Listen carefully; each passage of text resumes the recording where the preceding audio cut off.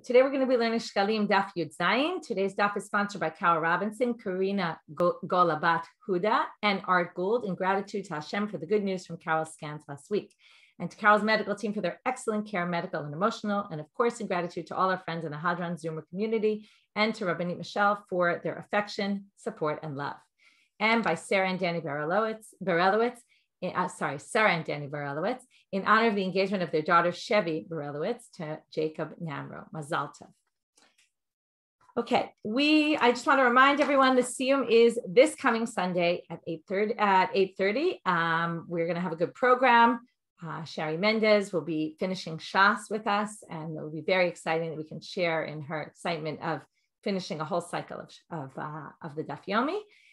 Shari started by learning in my living room, first cycle, and my dining room anyway. And that's first of all. And second of all, we have Rabbanit Yael Leibowitz from Speaker Matan and other places, who's a Bible scholar who will be learning with us also some connecting to the temple from different times about the idea of communal activity in the temple. Anyway, all that is up now. The registration is open. We will learn the last daf together. So again, those who are, everyone needs to basically learn Sunday's daf first, and then if you're finishing, and then come to the Siyum already having learned Sunday's daf, and we'll learn Monday's daf together, and then there'll be no regular class on Monday. That will be Monday's class. Okay, so again, you get a day off, even though it's a good day for Chazara. Okay, starting from the bottom of Tet Zayin Amud Bet at the Mishnah. I'm going to recommend, by the way, I have a map we're going to use. Okay, this is from the Machana Mikdash. I believe you can order it on their site. I recommend everybody buy one of these to have, because if you can get a hold of it, it will help you throughout all of the cycle. We're going to, at all different points, we're going to come to things in the temple, and there's nothing like visualizing it. I'm going to show it in the screen, but it's not the same as seeing it in front of you. And for those who listen to audio, it's just good to have something in front of you to be able to visualize. Very hard to visualize the temple without this. So Arba, so where did they do these 13 bows? Remember, we started with the 13 shofarot, then we moved to this 13, we had the shofarot, we had the bowings, 13 tables, and then the 13 bowings, and it's an A, B, C, C, B, A structure. We started like that. If you remember, the first Mishnah in Brachot did that. It started with when do you read Shema at night, then it went to the morning, and then it said, well, in the morning you have 2 bracha before and 1 bracha after, and at night you have this. And then, right, and the Gemara even asked, why did you do it like this? And it said, well, it started with this, it went to that, then it continues with that, and then goes back to the first. Same thing here. So where was this? 4 in the north, 4 in the south, Arba b'darom, 3 b'mizrach, u'shnayim b'ma'arav, 3 in the east, and 2 in the west. Okay, let me just give you ideas of what this map looks like. Everyone entered the temple from the east. Okay, you go from the east, you get to what's called the Ezrat Nashim. This is where the Mitzoraim were. This is where we had the Lishkata Eitzim, is on this side, right near the entrance. Okay, you have the Lishkata Shmanim and Lishkata Nizirim. These are all other places we're going to get to. Then you go in here in the east, right? So you're going westward. You go into Shar Nikanor. Okay, every time you have things like this, that means steps, because it went up. Okay, it was on a mountain. Then you go into Shar Nikanor, which we're going to talk about soon. And then you're in the Ezrat Yisrael. From there, you go to the Ezrat Kohanim. Then you have the Mizbeach, the big altar where they did all the sacrifices. From there, you move westward into the Ulam, which is this hallway, before you get into the sanctuary, the Hechal. And within the Hechal is the Kodesh Kodeshim. In the Hechal sits, remember, 3 utensils. Today we're going to learn maybe more than what you thought. There's a shulchan, a table, a menorah, the candelabrum, and the Mizbach HaZahav. They even put it in yellow here, which is the Torah, the incense Mizbach. That's where they offer the incense. So that's the basic structure of the temple. Now, to get your bearings, so the way this map is organized, even though normally Tzafon is in the north, this is actually the Darom, the part in the north. This is the south, and the bottom is the north. Okay, so now we're going to start with the 4. Okay, we're now going to say Dromiyim Smuchim Lema'arav. We're going to start with the 4 in the south on the western side. That means that we're on the half that goes directly into the Azara. Okay, you might have thought, right? I kind of said it. You enter this way, but now we're going to see there's all different other ways to enter from even straight into the Azara, not going through the eastern entrance. Okay, so you could enter in other ways, and there are all these gates. So there's 13 gates around. We're going to see in the Gemara, there's two opinions about this. So what are they? Shar ha'elyon, okay, the upper one. Why is this called the upper? Now we're going to see the Mishnah explains the reason for two of the names, doesn't explain any of the others. The commentaries bring in based on Masechet Midot and other things. Those who learned the first cycle know that the last cycle that Midot, we learned a lot about all these things. So we'll review. The reason this is called the Shar HaElyon is because not only did it go up, you can see there's steps here, so all this was higher. So actually, because of that, where is it the highest point? On the west, you get to the highest point. Therefore, this Shar is called the upper Shar because it's the highest in height to all the others.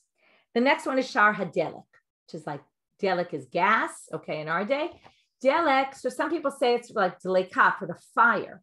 So some people say this is where they would bring the wood for the altar. They would bring it through this gate. It's a little bit strange because the Lishkat Eitzim, where they kept the wood, was all the way down here on the northeastern side. So it seems strange that they would go all the way around. Thank you, Ruth. The kindling gate, they call it. So, but it's not clear why they call it and whether it's really translated as the kindling gate or not. If you say they brought the wood in, it would make sense, but it's very hard to understand that they brought the wood in because it was really all the way on the other side. It doesn't make so much sense. So there's a bit of a debate about this gate exactly. Shar HaBechorot. The next one is called the Bechorot. Why the Bechorot? Some people even call it Shar HaKorban, even though there's another Shar HaKorban we're going to get to on the other side. But the Bechorot are what we call Kodshim Kalim. Those are ones that the owners eat. So most people say that all the animals for Kodshim Kalim, not just Bechorot, this Bechorot is kind of the name for it because the Bechor is, but any animals that are Kodshim Kalim were brought in here. Why is that? When we get to Zvachim, we're going to learn, you might know this already, that all Kodshe Kodshim, Shchitatam B'Tzafon on the northern side, but Kodshim Kalim you could do anywhere, even on the southern side. So because of that, they would bring these in on the south to kind of designate these are different than the other ones because you can even do their shchita in the south. Shar Hamayim. Now this one we're going to get two answers as to why it's called Shar Hamayim. And what's interesting, I'll just tell you the structure of what we're going to do today. There's two gates that they ask, why is it called this? And that's exactly what the Gemara is going to go off on, those two gates, okay, and those two descriptions. Shar Hamayim, Lamani Kro Shar Hamayim, Shabo Machnisim Tzlochit Shal Nisuch Hamayim B'Chag. They would bring in the bowl that had the water, because the Mei Shiloach, they would bring the water from the Mei Shiloach, which was up there, right? It was on the southern side, and they would bring it down through the Shar Hamayim into the temple for the Nisuch Hamayim, the water libations that they did. We know about some Chopet HaShoeva. That's from this Nisuch Hamayim that they used to do, the water libations on Sukkot, because it was all about the upcoming rain.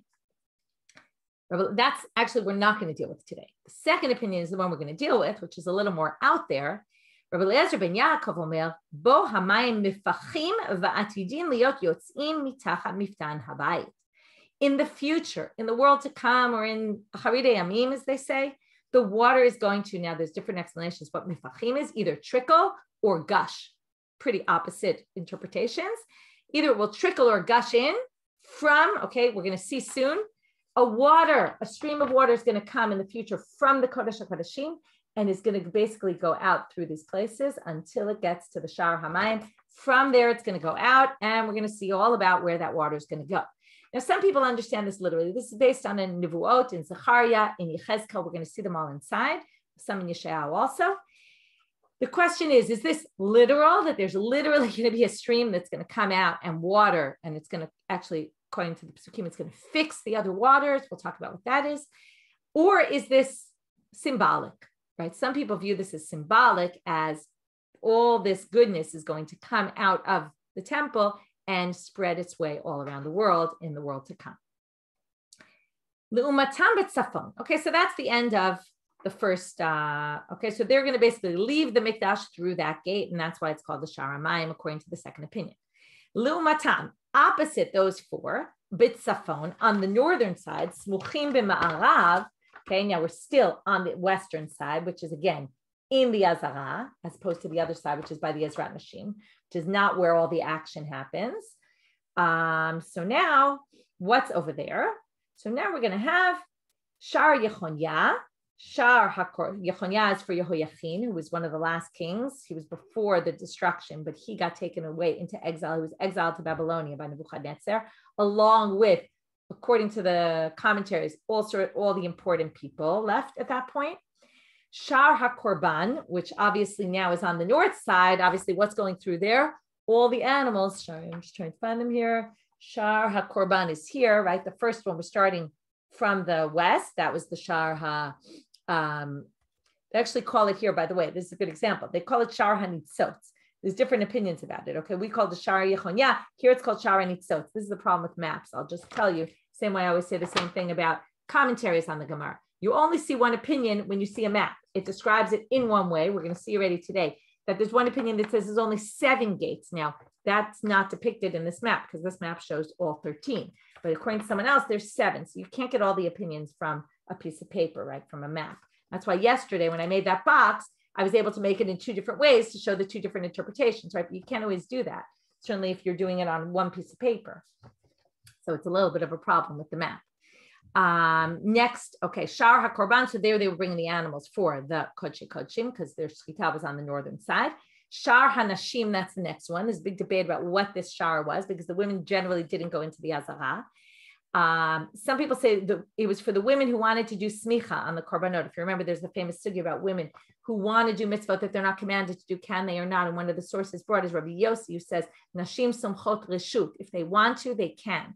Not everybody agrees with that. So according to him, apparently the women must have done smicha here, maybe in the doorway, because they're really not supposed to go into the azara. That's why this is called the Zrat Nashim, not because this is where the women were all the time.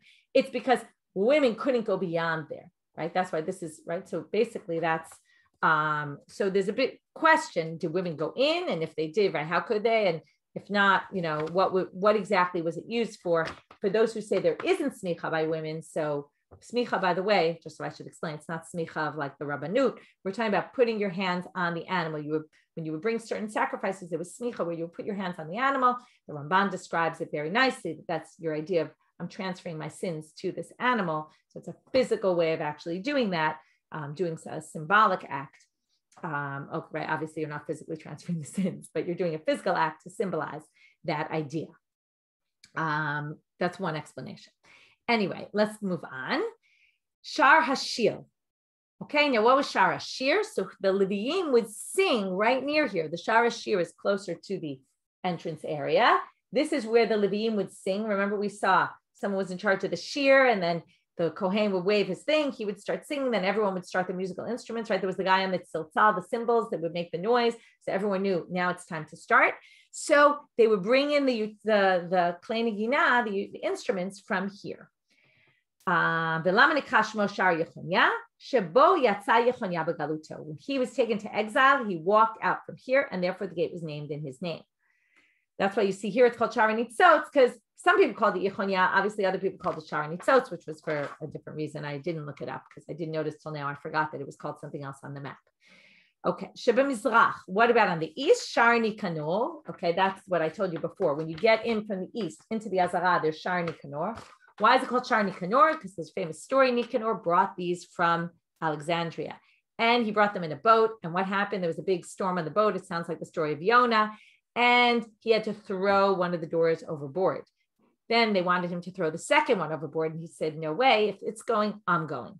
And then the storm stopped, and the boat made it home. And when he got home, the other boat drifted with them the whole way and washed up on the shore. And that, therefore, the gates became known as Shar Nikanor. And they were miraculous, you know, what had happened, and therefore called Shar Nikanor. So that's over there. And Shnei Pishpashina Yula, if you remember, we learned this in Midot. It was a bit of a question about what happened exactly, what this was. So there was a big door of Shar Nikanor, and then there were these 2 side little flaps. Okay, now what were these flaps meant for? It's a bit of a question. Some people say that it would be a way for people. Shar Nikanor was the gate that they would lock at night. So if people needed to get in somehow, they would have some other way to get in, which seems weird. Why do you lock a door if there's a way to get in? So if anyone who learned me don't remember, maybe we remember, there was this weird, they had a whole weird thing about how to unlock the door, and how they didn't unlock the door from the outside like you normally do, they would unlock it from the inside. So the Kohen would sneak through these little doors, and then he would unlock it from the inside and then open the big door, and then everyone would come in. Again, you have to question, why are there locks if people could get in otherwise? But I guess they had these big doors, and those doors were locked maybe almost symbolically. Maybe they didn't really need to lock them. And then he would open it in the morning as like, we're opening the doors and letting everybody in. Okay, moving on. So there were these two fishpashina, chami yimino ve'chami smolo. There's a few different interpretations what exactly these fishpashina are. I'm going with one interpretation. Ushnayim b'ma'arav v'lo haya lehem shem. Okay, now there's two on the west side. Okay, these are weird, and you'll see why, because they're right behind the Kodesh Kodeshim. There's really nowhere to get from here, but there happen to be these two Shekalim over here, and nobody even knows their name, okay, or they didn't have a name according to the Mishnah. Maybe they weren't used very much. Okay, first of all, it's just before we move on, I want to point out something very interesting about this, and I think it typifies our Masechet in general, which is it's very clear that in the Mikdash, everything had a place and everything had a way. Everything was super, super organized, right? Even when we talked about Pesach, right? And hordes of people coming in, right? If you're not organized, there's no way you can make all this happen. And what's interesting about this organization is you wouldn't think it. You would think people just enter from the east and there's one entrance and that's where everyone goes.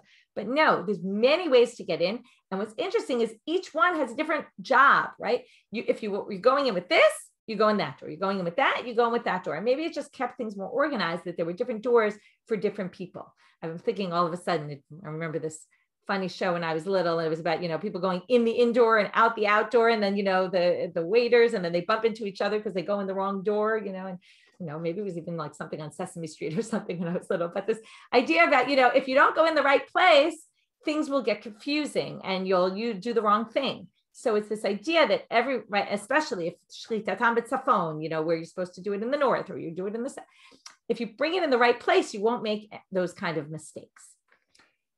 Okay. Mishnah, Gemara. I said Mishnah because the first word of the Gemara is the Mishnah. So matnitin Rabbi Yossi ben Yochanan here. Our Mishnah must go like Rabbi Yossi ben Yochanan. Da'amal, and by the way, I should just point out another possible reason for all of these gates were because of the hordes of people coming, right? That you can't all go through one door if you have so many people coming. So that also explains it. And I think also it almost reminds me of the tent of Avraham that had entrances on all sides, right? This goes back to this nir'eh ve'eino nir'eh, and yet it's accessible to all of us, although it's not necessarily accessible to all of us, right? There's a lot of gates, a lot of ways to get in, but you can't all necessarily go in those ways, right? So it's this idea about it being accessible, but yet somewhat not accessible. But this idea of openness and lots of ways to get in. Manin Rabbi Yossi ben Yochanan here. Our Mishnah must match Rabbi Yossi ben Yochanan. As I mentioned, there's really one opinion that says this and one opinion that disagrees. But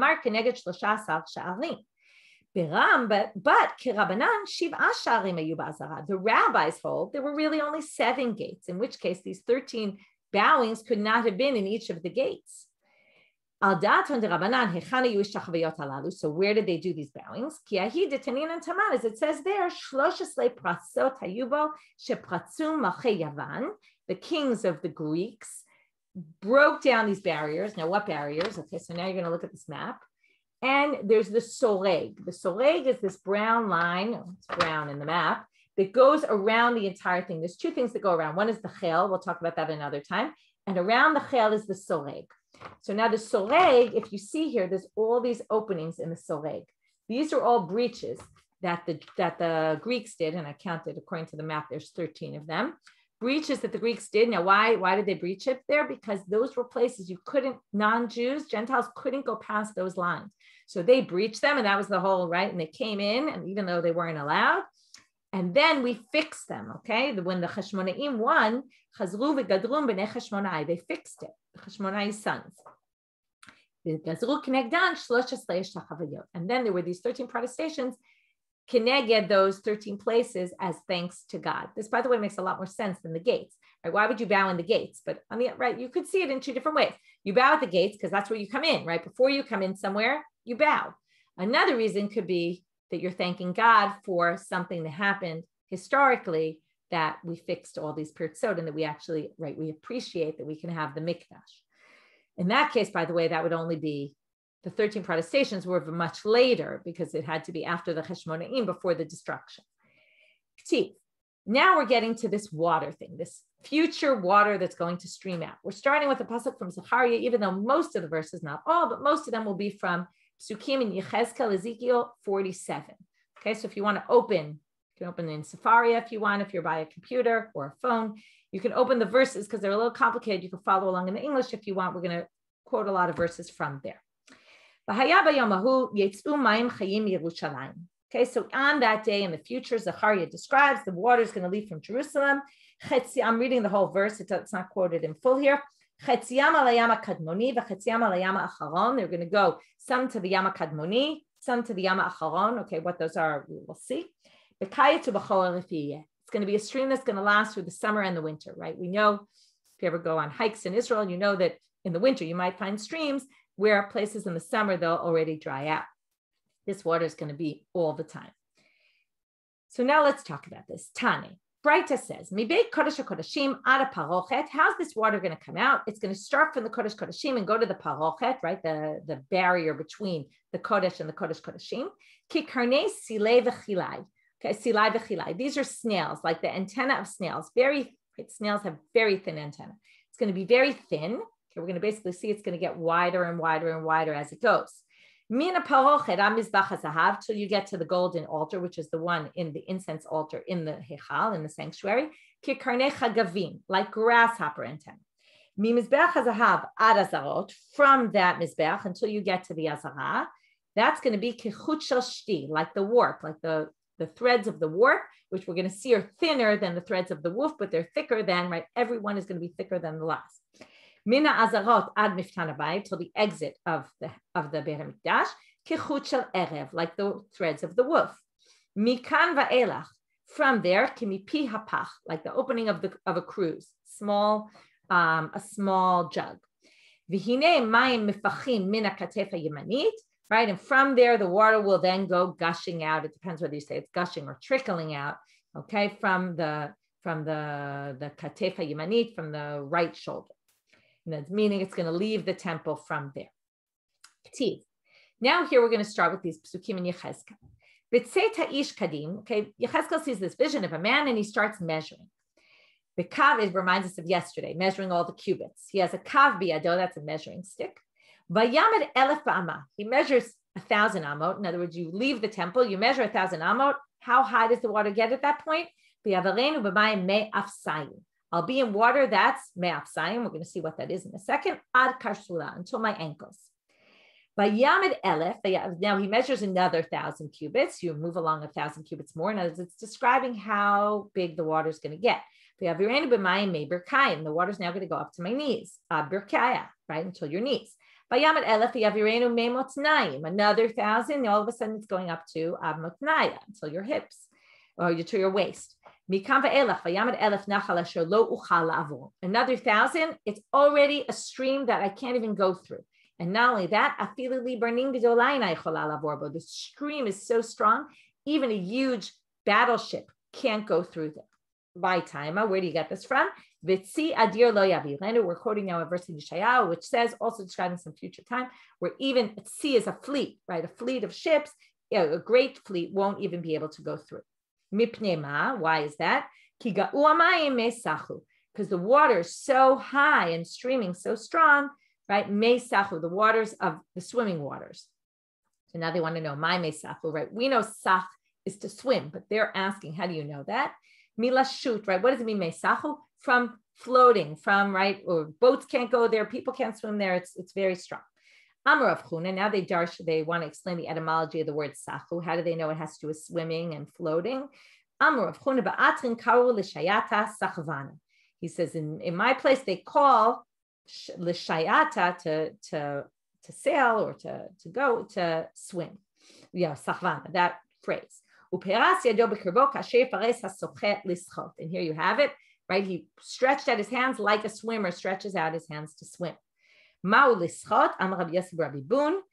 why did they call this? He wants to know, why are they calling this water mesachu? What he's basically saying is the word lischot, okay, you might have thought about this. The word to swim is the same Hebrew word as sicha, conversation. So what does it have to do with conversation? So he says, it's water that everyone's going to be talking about. This water is going to be such a thing that the whole world's going to be discussing this huge stream of water that's coming out. K'tiv. more psukim about this. Bayomahu, this is a pasuk from Zechariah. We're back to Zechariah. This water that comes out is going to be for the family of David and the people living in Jerusalem for chatat and nidah. It's going to be for their sins, meaning for the mikvah, and it will be for mei chatat, for the purification waters of the para aduma, which you need. We're going to learn about this. You need mayim chayim, which is just stream water. It can't be stream water mixed with rainwater. So the stream that's going to come out and be in Jerusalem is going to be good for the mechatat and for the nida, for nida mikvah, for the menstruating women. Rabbi Shmuel bar Nachman b'shem Rabbi Yonatan mibeit Aviv ad yoshvei Yerushalayim ksherim lenida ulechatat mikam ve'elach mei ta'arovatim. He's now explaining this. Once you get past Jerusalem, it's going to be mixed waters. Ksherim lenida upsulim lemechatat. They're going to be, yes, good for nida, but they're not, because nida you can have a bit of a mixture, but not for the mechatat, because there you need the mayim chayim. It has to be just stream water. It can't be mixed with rainwater. So by the time it gets out of Jerusalem, it's already going to be mixed with other waters, and it won't be good for the mechatat. Rabbi Elazar, he has a different opinion. No one can use them, not for mikveh and not for mechatat. Why? Okay, these are called kataplesot. Unclear exactly what this is. Most people say it's a slope. Why is slope water a problem? There's a debate, either because it's got this combination, and even in a mikveh, rainwater is supposed to be only stationary rainwater, not streaming rainwater. So it could be that's why it's a problem. Some people say that when you have a big stream going down, the water, to have a mikveh, it has to be water that's collected together. And this isn't, even though it's one stream, since it's moving so much, it's not viewed as connected one to the other. And there's a whole debate about whether it's chibur or not, whether they're viewed as connected if it's in a stream. So that's possibly what's going on here. K'tiv. So continuing on in the verses in Yechezkel. Vayomer Elai. So now this person says to Yechezkel, Hamayim ha'ele yotzim el hagalila hakadmona, from the Galil, the original Galil. What is that referring to? Ze yam shel samchu. This is the Agam HaChula in the Hula Valley. V'yardu el ha'arava. Then it's going to go to the Arava. These are just parts of the verse. It's describing where the water is going to go. Ze yam shel Tveria. Okay, this is the Kinneret. Ubao hayama. It's going to go to the Yam. That's Yam HaMelach, right? The Dead Sea. El hayama hamutzaim. Ze hayam HaGadol. That's what we call the Mediterranean. Okay, that's where it's going to go. Why is it called mutzaim? It's because of the two times that it overflowed. Okay, and this is possibly a description as to how the Mediterranean got to be the Mediterranean. When did that happen? Oh, way back when. Enosh says, and many people say it's that he started to worship Avodah Zarah, okay, the son of Sheth. And he started to worship Avodah Zarah, and then there was this big water overtook the world, and then in the Dor Flaga also, okay, and the waters basically took over the dry land. Rabbi Lazar b'shem Rabbi Chanina explains Barishona. Now there's going to be two interpretations where exactly this water went. First, it went Yatsa ad Calabria. Okay, Calabria. This is in southern Italy, north of Sicily, Uba, right, which is the other side of the Mediterranean. Ubashniya Yatsa ad Kifei Barbaria, to the barbarian area, which is what they called North Africa, because they called the people there barbarians, became known as the Barbary region. Rabbi Acha b'shem Rabbi Chanina said, Barishona Yatsa ad Kifei Barbaria. First, it went to the Barbary coast. First, it went to started from the Barbary coast. Then, Bashniya Yatzad Akko v'ad Yafo. It went from there to Akko and Yafo. Okay, and at first it sounded like we were starting in Israel, and it went the other way. Here it's saying, no, it was started from there, and then it overtook till Akko and Yafo. Where do we get this from? We're now going to darshan these psukim. 1 second. These are psukim. I forget where these come from. I'm just looking up. Right, this is from Eov. Okay, Va'omar ad po tavo v'lo tosif upo yashit b'gaon galecha. This is Eov saying, I said until here and no more. Okay, and we're going to darshan these words to say this is where God stopped the waters when the waters came. Obviously, that's not what Eov's talking about, but it's saying, right, it's a reference to that. So, in the words of those psukim, you're going to hear Akko and Yafo, not exactly, but ad po tavo v'lo tosif. Ad po is ad Akko. And upo yashit b'gaon galecha ad yafo ashit gaon galecha. Ad po, the upo is like yafo. Okay. Ad po saying is akko is a little less of a proof, but sounds a little like it. So now, Nicha Yama Rabba v'Yama Demilcha v'Shvila Mitakim. We understand it's going to cure the waters. It's going to say that in the verse later, that it goes to cure the waters. We understand Yama Melech and Yama Tichon of the Mediterranean and the Dead Sea are very salty.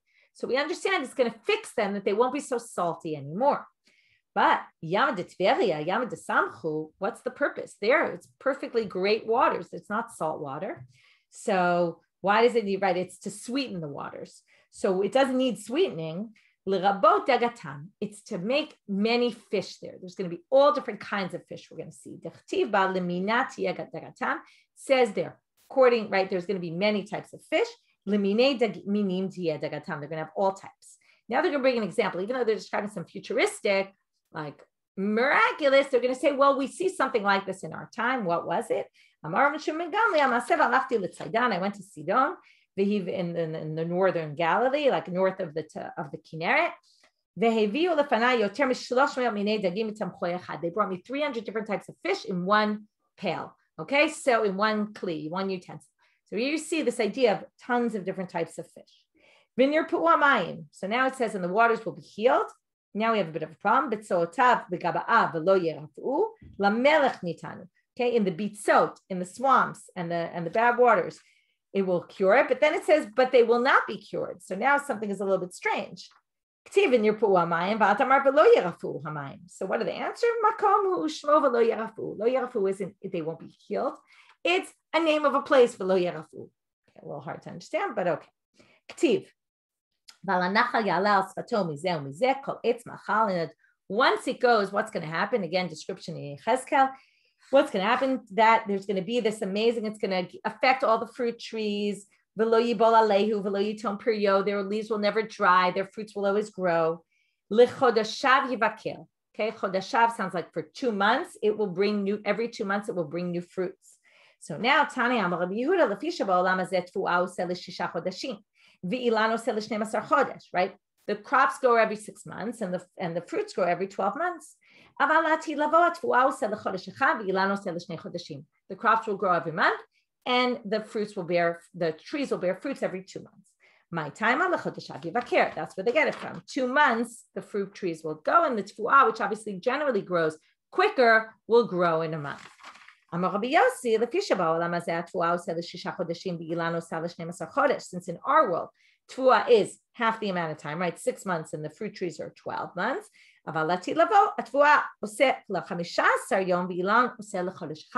He says that's going to be cut down to 15 days, and the fruit trees 1 month, which then they have to explain. How does he explain the chodashav, which sounds like 2 months? Now, how does he get this? Because he quotes a historical event that happened. The Omer has to be brought on Tet Zayin Nisan. Usually the rains happen in the winter, and by then everything's grown. But that year there was a drought, and the rains only came in Nisan.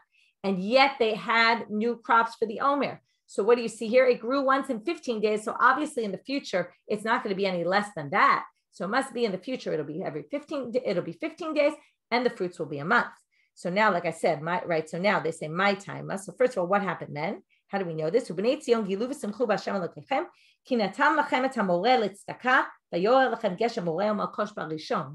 came down in the first month, which is Nisan.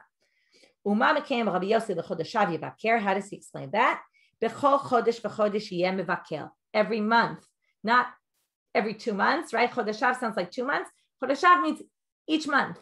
Okay, it's plural of each month. What does that mean? Trufa sounds like a cure, but now he's going to explain it differently. It's with a taf, but it could be also understood as with a tet. Tarfe with a tet is food. So Amar Rabbi Yochanan Amal terpia matzitz aleh v'taraf mizona. Okay, it's that the food will be on it. You'll be able to get food sustenance from leaves. Right? Normally we don't eat leaves, but you can. Rav Shmuel Chalamar lahatil pesha lamala. One says it's to fix the mouths of people who can't speak. Those are wombs of women who can't have children. It will fix that. And they basically, one said it'll heal the mouths of the mutes, and one said it'll heal the open places of the women's bodies that they will have babies. That was all about this river and all the amazing things that are going to happen from this stream that's going to come out and originate in the Kodesh Kodeshim, leave the temple through the Shar Hamayim. Now we're getting to Yechonya, Shar Yechonya. As I told you, we're going to darshan the two things that the Mishnah explained. Again, I don't know why the Mishnah only explained two of them. I'll just put that out there. But the Mishnah only explained two of them, and then the Gemara goes into those. At Motzei, v'sha'ah sha'ala Nebuchadnezzar lekan, v'yashavlu b'dofnei shel Antiochia. When Nebuchadnezzar came out, and he came to Antiochia, which was a big city north of Israel, the big rabbis went out to greet him, the ones from the Sanhedrin. Are you coming to destroy us? Is it going to be the Chorban? Right, this obviously didn't exactly happen, but they're explaining, right? They were worried this was going to happen. No, just give me Yehoiachin, your king, and I'll leave you alone. Okay, that's all I want. I just want your king. So the Chachamim go to the king. Nebuchadnezzar Bailach, he's asking for you, Nebuchadnezzar.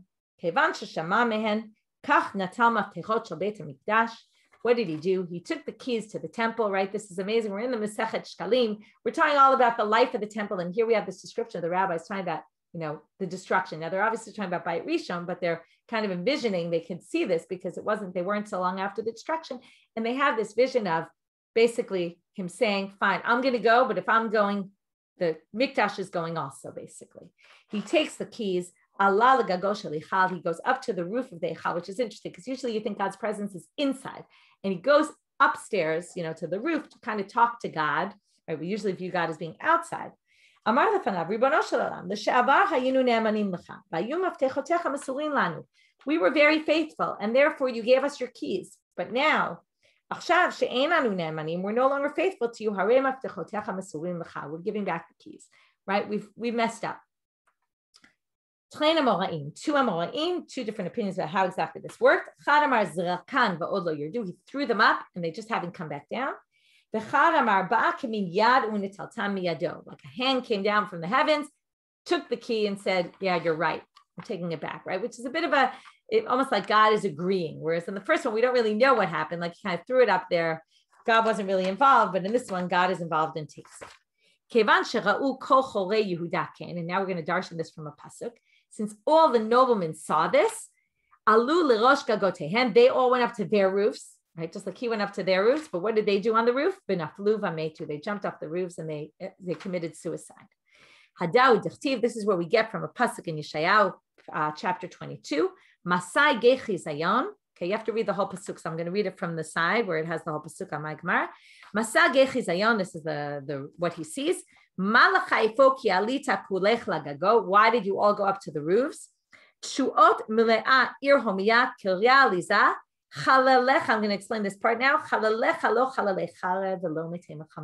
You're dead or not dead from swords. They're not dead from war. Obviously, how else would they be dead? They all committed suicide. And how they commit suicide by going on the roofs. And this was a reaction to Yehoiachin and his giving back the keys. They realized we're in a really bad state. And again, I think it's kind of having the rabbis talk about, their loss of the destruction of Bayit Sheni, second temple, but remembering, using the verses from the first temple period. Okay, moving on. Now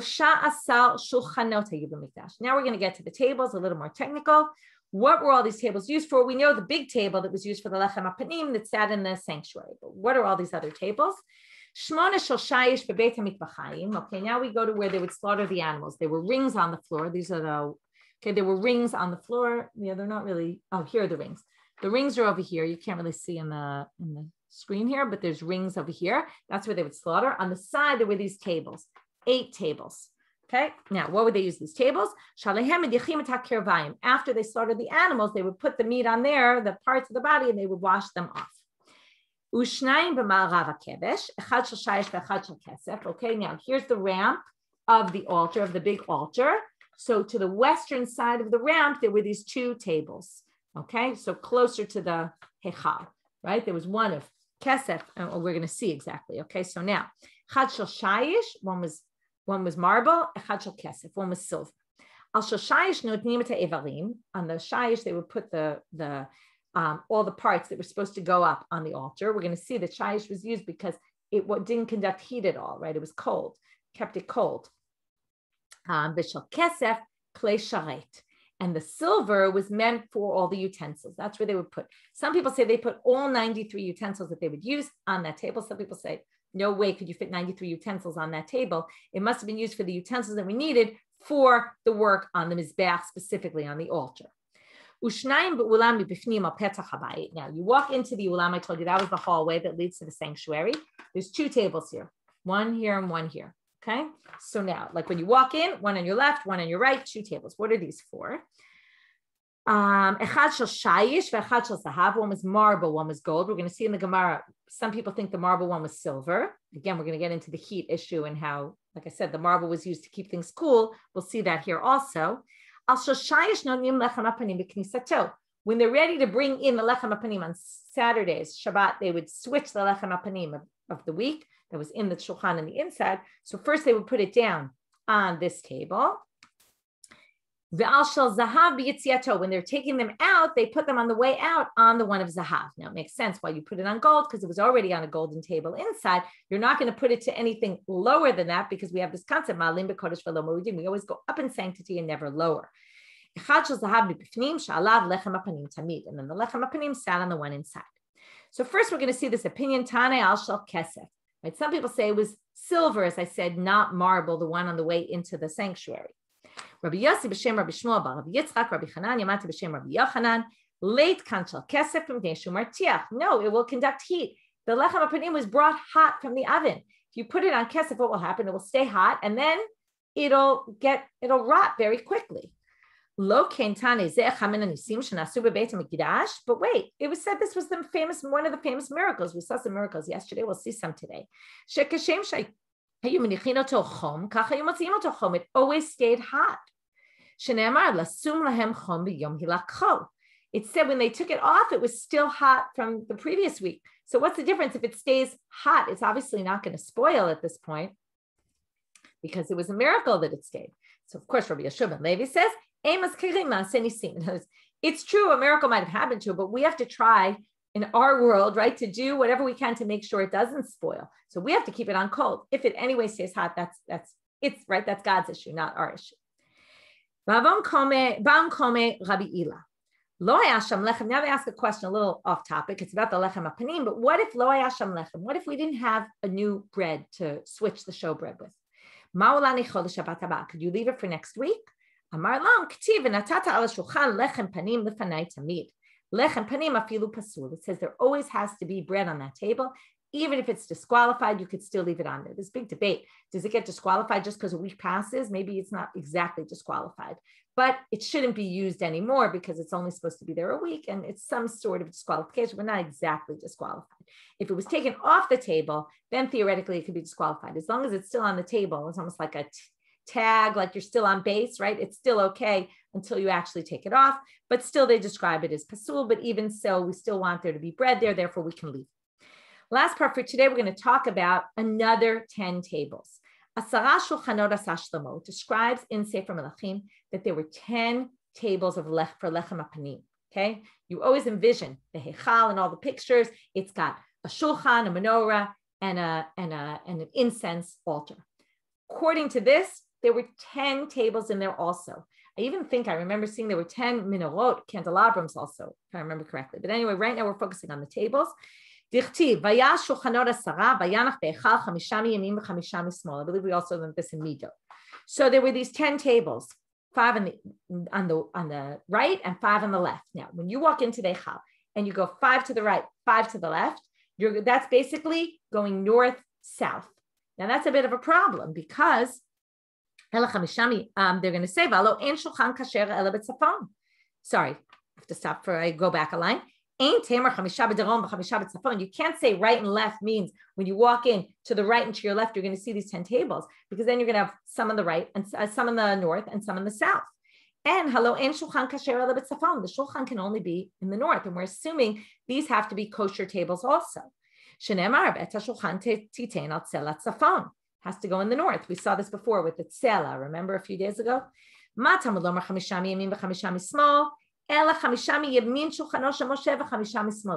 built these 10 tables. 5 went to the right. It went east-west, okay, from the right. So if you're here, right, it went in a row on the northern side, okay? A row like this, not like that, not crossing it, but a row going east-west. So now they say, even though they were kosher tables, they would only put the lechem apanim on the main shulchan. And then what was the point of these? I guess they were decorative. They're quoting from, even in Sefer Melachim, it says, the shulchan they had in it the lechem apanim. But Rabbi Yehuda disagrees and says, al kulan hayam esader. Shene'emar et hashulchanot va'alehem lechem apanim. He quotes another verse that says, on the tables there were lechem apanim, which sounds like all the tables had it. And then it seems like they did put the lechem apanim on all the tables. It's a bit of a debate. Did they, how did they put it on all the tables? That we'll talk about that tomorrow. We'll stop here for today because then they're going to basically bring this machloket about were they Mizrach Ma'arav, were they Safon Darom, and then they're going to get into questions about that. So we'll stop here. Have a good day, everybody.